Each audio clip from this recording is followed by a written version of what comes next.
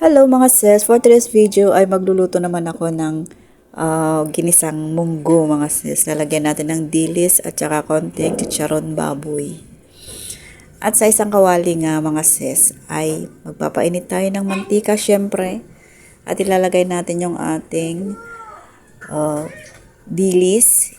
Fry lang muna natin yan. Ito-toast natin. Yan, ganyan lang mga sis. Konti lang ang aking dilis. Okay na yan. Dahil yan lang ang meron tayo. Tsaka syempre ilalagay na natin yung aking bawang at sibuyas. Nilagay ko lang sa gilid yung aking dilis. Hindi ko na tinanggal dyan. Dahil ihahalo ko din naman yan. At tuluyan na din matos. Ganon.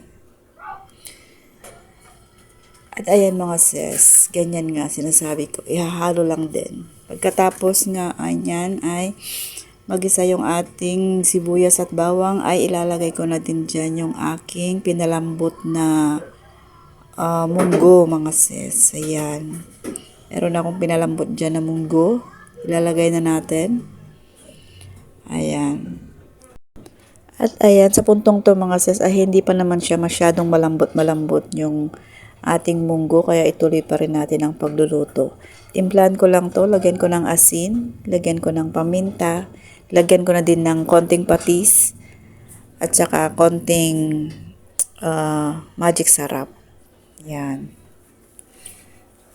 Pagkatapos nga yan, pag matapos na natin lagyan lahat ng ating mga pampalasa, ay ayan na nga, pakukulan ko ulit mga sis. Yan, isisimmer ko lang to ulit ng mga kahit mga 10 minutes siguro. O kaya 15 minutes. At ayan na nga mga sis. Medyo luto na ang ating munggo.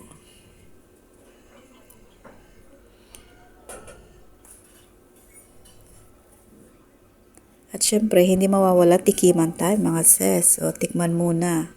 Baka kulang ang alat o ay kulang yung mga nilagay natin pampalasa.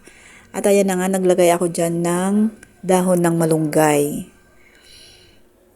Yan. Hiningi ko lang yan sa aking kapitbahay mga sis. Ayan, haluin lang natin. Ganyan. At papatayin na natin yung apoy pag nilagay na natin yung dahon ng malunggay kasi malambot lang naman ito. Malambot. Madali lang naman maluto. Ayan, ilalagay ko na yung aking chicharon baboy. Ayan, chicharon Bulacan ata yun. Ata to.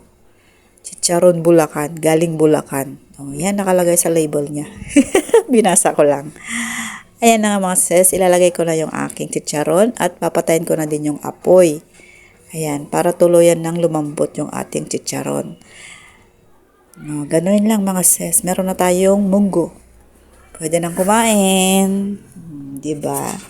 Ganyan lang kasimple. Kinisang munggo na may chicharon, na may dilis.